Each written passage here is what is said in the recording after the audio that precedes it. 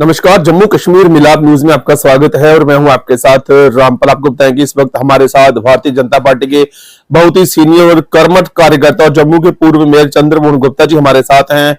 Sir से बातचीत करेंगे। सर, क्या कहना चाहेंगे जो आरोप अभी जो है वो सामने आए हैं? सर, किस तरीके से देखते हैं सर इन आरोपों को? देखिए, आरोप तो लगते ही हैं। हम लोग सेवा से जुड़े हैं। जब से मैंने होश संभाला है तो जिस संगठन से मैं जुड़ा हूँ, एक मिशन लेके चल रहा हूँ, नर सेवा नारायण सेवा। तो हम उसी के आगे चलते हैं। और यहाँ तक ये निरोपों का है। ये गौशाला 21 में स्टार्ट हुई थी। यहाँ देसी गाय होती थी। इन लोगों ने वो देसी गाय को खुर्द-बुर्द करके कि पता नहीं कहाँ बेचा, हमें मालूम नहीं आज तक, और दूसरी गाय ले आए दूध देने वाली। हम तो कहते हैं भाई ये गौशाला है, ये कोई डेयरी नहीं है। तो इन्होंने वो उसकी सब्सिडी भी खा ली और गाय के लिए पैसे भी लोगों से मांग लिए।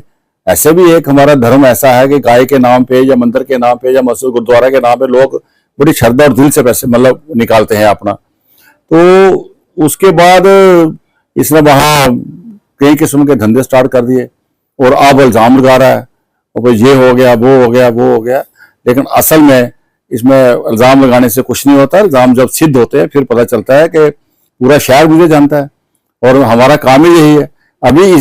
अभी पिछले साल ही हमने हरकी पौड़ी में, आपको मौका मिला कभी जो आपके चैनल से सुन रहे, कभी हरकी पौड़ी जाके देखे, वहां हमने गौशाला स्टार्ट कर दी।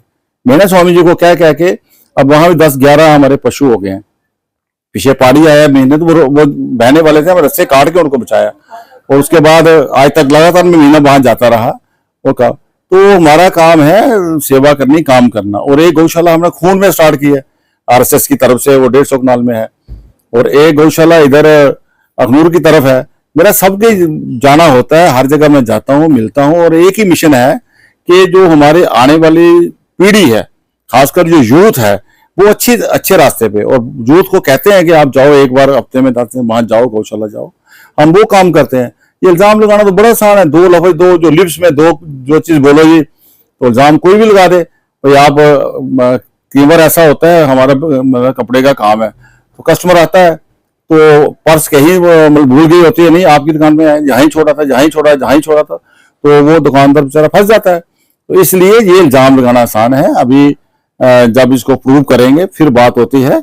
अभी मेरे साथ 9 लोग हो रहे हैं। कल हम प्रेस कॉन्फ्रेंस करेंगे गौशाला के अंदर, सारे 10 के 10 लोग जो इस FIR में वो बैठेंगे। उसके अलावा और भी जो सेवादार हैं वहां पे आते हैं, वो भी लोग बैठेंगे।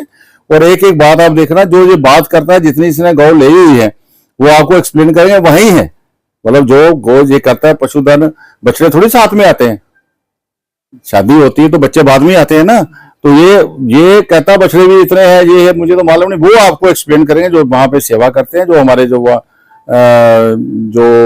मियाँ बीवी बैठते हैं पुजारी के रूम पे, वो सारा देखते दुखते हैं। बाकी लोग आपको एक्सप्लेन करेंगे। मैं तो कभी कभार आते जाते जाता हूँ।